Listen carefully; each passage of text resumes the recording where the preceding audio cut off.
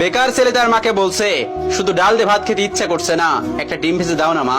মা তখন বলছে, ডিম ঘরে বসে জন্ম হয় নাকি? শুয়ে বসে 3 বেলা শুধু বাপের ঘাড়ে বসে খাচ্ছিস, আবার মজা না হলে গলা দিয়ে খাবার নামবে না। নবাব দাদা জন্ম হয়েছে ঘরে, অকর্মা, এত বড় হয়েছে তাও কোনো কাজে খাটে না। বেকার ছেলের একটা ডিমের আবদারের বিপরীতে মা এতগুলো কথা শুনিয়ে দিল। রাগে গজগজ করতে করতে জায়গা ত্যাগ করলো। খাবার টেবিলে মায়ের এমন কথা শুনে গলা দিয়ে আর খাবার নামলো না। ভাতের প্লেটটা রেখে হাত ধুয়ে ফেললো। মা চাইলে ভালোভাবে বলতে পারতো ডিম নেই। আর সে বেকার বলে মুখের উপর উঠতে বসতে খাবারের খোঁটাও শুনতে হচ্ছে। নিজেকে আজকাল একটা বোঝা মনে হচ্ছে। ভারী একটা দীর্ঘশ্বাস ছেড়ে রাতে না খেয়ে ঘুমিয়ে পড়লো ছেলেটা। রাত পেরিয়ে সকাল হলো, কেউ একটিবারের জন্য তাকে খেতে ডাকেনি। এক বুক চাপা কষ্ট নিয়ে না খেয়ে চলে গেল টিউশনি করতে। এটি দিয়ে হাত খরচ চালায় ছেলেটা। আজ চাকরিওয়ালা বড় ছেলে বাড়িতে এসেছে। যে ঘরে বেকার ছেলের জন্য একটা ডিম ছিল না, সেই ঘরে আজ বাহারি আয়োজন করেছে মা। দুপুরে বড় ছেলেকে যত্ন করে খেতে দিল মা। ওই সময় অভিও এসেছে বাড়িতে। মা তাকে একটিবার অব্দি খেতে ডাকলো না।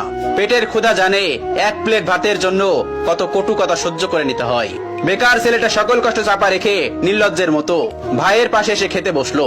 মা ভাই হয়তো একটু বিরক্ত হলো তার আগমনে। মা 2 ছেলেকে ভাত দিল, তবে বড় বড় মাছের টুকরোগুলো এবং মাংসের টুকরোগুলো চাকরিওয়ালা ছেলের থালাতে উঠলো। অভি মাথা নিচু করে এক থালা কথা নামক খাবার হজম করছে। আর সেই ফাঁকে মা বড় ছেলের ভাতের নিচে বড় সড়ক একটা চিংড়ি গুজে দিল, যা চোখ এড়ালো না বেকার ছেলেটির। কে বলল বাবা মায়ের ভালোবাসা সব সন্তানের জন্য সমান হয়? এই যে মায়ের ভালোবাসায় কত ব্যবধান, এই কষ্টগুলো কাউকে বলা যায় না, আর সহ্যও করা যায় না। আজ তারও একটা চাকরি হলে মা তাকেও নিশ্চয়ই এভাবে এক্সট্রা খাতির যত্ন করত। কথায় কথায় মন্দ বলতো না। হঠাৎ চোখের কোনায় 2 ফোঁটা জল চিকচিক করছে ছেলেটার। সাথে সাথে খুব গোপনে তা লুকিয়ে প্লেটের ভাতগুলো চুপচাপ খেয়ে নিল। বিষণ্ণ মনটা নিয়ে শুয়েছে ছেলেটা কিছুক্ষণ। এরই মধ্যে মুঠো ফোনটা বেজে উঠলো। তার প্রিয় মানুষটি ফোন দিয়েছে। তার প্রিয় মানুষটির ফোনের নামটা দেখে অভির মুখে হাসি ফুটে উঠলো। রিসিভ করার সাথে সাথে তার প্রিয় মানুষটি ব্যস্ত কণ্ঠে বলল, অভি, তোমার সাথে বিকাল 4টায় আমি দেখা করতে চাচ্ছি। আমি নদীর পাড়ে অপেক্ষা করছি তোমার জন্য। তুমি তাড়াতাড়ি চলে এসো, জরুরি কথা আছে। অভির হাসি মুখটা চুপসে গেল এক নিমিষেই। পকেটটা একেবারে শূন্য। টিউশনির টাকা পেতে এখনো 10 দিনের মতো লাগবে। নিজের কাছে গাড়ি ভাড়াটাও নেই। তবুও মৃত্যু হেসে তার প্রিয় মানুষটাকে বলল, ঠিক আছে, আমি আসছি। অভি সাথে সাথে রেডি হয়ে নিল। ভয়ে ভয়ে বাবার রুমে গিয়ে ভীতু কণ্ঠে বলল, আব্বা। বাবা তখন বললেন, হ কন সাহেব, গায়ে বাতাস লাগাতে যাচ্ছেন বুঝি?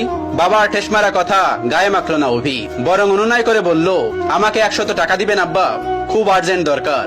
বাবা তখন বলল, টাকা তো আর গাছে ধরে না যে তোকে ছিঁড়ে ছিঁড়ে দিব। নিজে কামাই করতে পারিস না?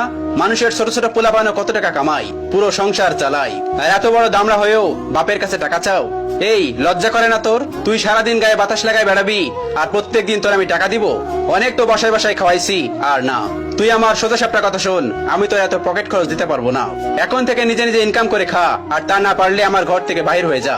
এত ঝামেলা আমার সহ্য হয় না, তুই আমার চোখের সামনে থেকে দূর হ। বাবার এতগুলো কথা শুনে ছেলেটার বুকটা মোচড় দিয়ে উঠলো। ভারী কয়েকটা দীর্ঘশ্বাস ফেলে নিঃশব্দে বের হয়ে আসলো ঘর থেকে। এদিকে প্রিয় মানুষটা বারবার কল দিয়ে তাকে তাড়া দিচ্ছে। নিজেকে সামলে নিল অভি। বাগান থেকে একটা গোলাপ ছিঁড়ে নিজের পকেটে রেখে দিল অভি। অতঃপর পায়ে হেঁটেই গেল যথার্থ স্থানে। প্রিয়তমা আগে এসে বসে আছে। অভিকে দেখে উঠে দাঁড়ালো এবং বিরক্ত কণ্ঠে বলল, এত দেরি করলে যে? জানো আমি কতক্ষণ ধরে বসে আছি? অভি তখন বলল, সরি আমার অনুরাগী, রাগ করো না আমার উপর, আসতে একটু দেরি হয়েছে। প্রিয়তমা তখন বলল, চুপ করো, চুপ করে থাকো, নিশ্চয় টাকা ছিল না? নিশ্চয় পায়ে হেঁটে এসেছো? অভি তখন মাথা নিচু করে ফেললো। প্রিয়তমা তার হাতে একটা কার্ড ধরিয়ে দিয়ে বলল, সারপ্রাইজ। ছেলেটা তখন বলল, কি এটা, কিসের কার্ড? তখন তার প্রিয়তমা তাকে বলল, এটা আমার বিয়ের কার্ড, ফার্স্ট আমি তোমাকেই দিলাম, এসো, কিন্তু তুমি কিন্তু একদমই মিস করবে না। ছেলেটি তখন বলল, মানে কি বলছো তুমি, সত্যি বলছো? মেয়েটি তখন বলল, হ্যাঁ সত্যি বলছি। অভি কাপা কাপা হাতে কার্ডটি খুলে দেখে নিল। তার বুকের বাপাসটায় চিনচিন করে ব্যথা করছে।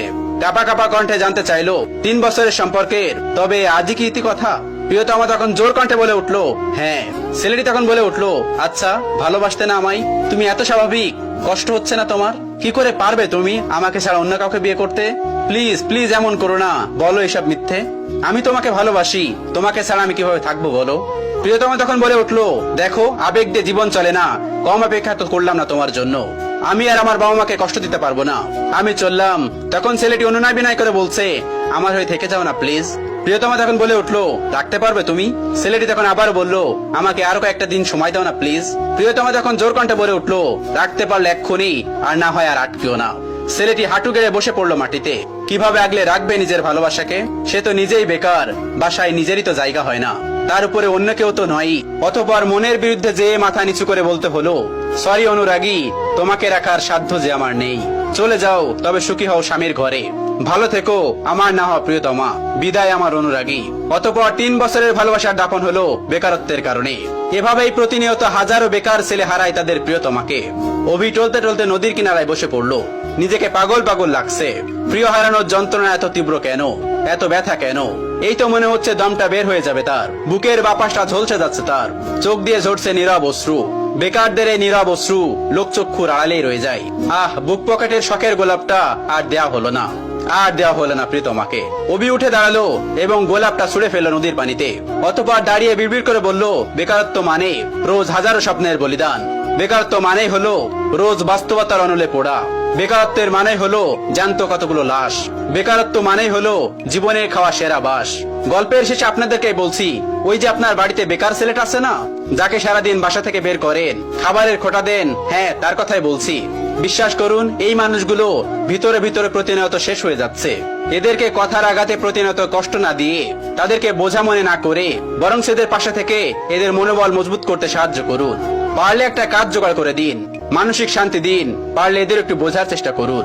শুনুন, একটা পরিবার থেকে একটা মানুষ সাপোর্ট পেলে একটা মানুষ সারা বিশ্বকে জয় করতে পারে। আচ্ছা, এরা তো এমনিতেই বেকার থাকছে, তাই না? জানেন তো এই শহরে আজকাল চাকরির বড়ই অভাব।